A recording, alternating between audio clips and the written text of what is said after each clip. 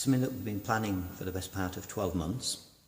We did have an exhibition in 2015. As soon as we knew about the City of Culture, we thought we must have another one to tell the story. And of course, this is all about a new generation of young artists telling, it's their slant on the story of Hull, the fisherman's story.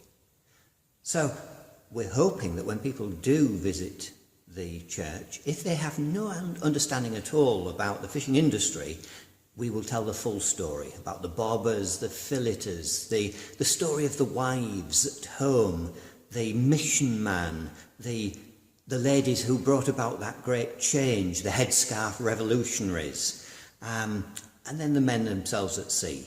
So when someone comes, they'll engage with the whole story through all the different mediums of art. And over the 17 days, many special things are happening. What are you proudest of, do you think, of what you've set up here and what is to happen? The thing I'm proudest of more than anything else is that we're encouraging a new generation of artists to take on that challenge of telling the story in a way that only they can. They're reaching their friends and again, a new audience through technology.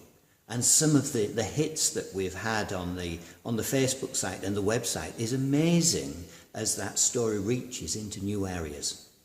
Tell me about the choir that's going to be planned for Sea Sunday on the 9th of July, and the Bishop is here as well. What's happening? Yeah, well, of course, one of the things about the City of Culture is legacy.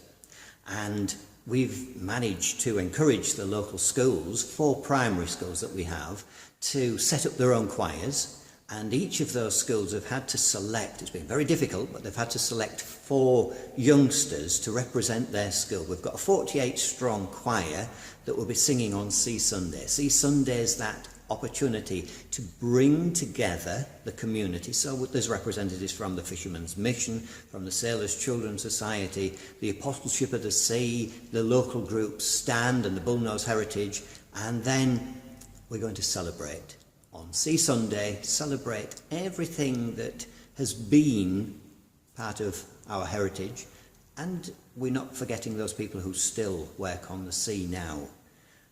The choir is going to be singing on the day. The bishop's going to be blessing and dedicating a plaque that remembers Icelandic trawlermen who were lost to the sea, lost on Hull vessels. And one of those vessels we remember is in 1925, the Field Marshal Robertson, when 34 men were lost, 28 of them were from Iceland. And there isn't a church in the city that has plaques that remember those men, but there are churches in Iceland that remember Hull men. So we're going to put that right on Sea Sunday. Bishop Allison's going to dedicate that, and the plaque's going to find a home in our Fisherman's Corner in St John the Baptist Church.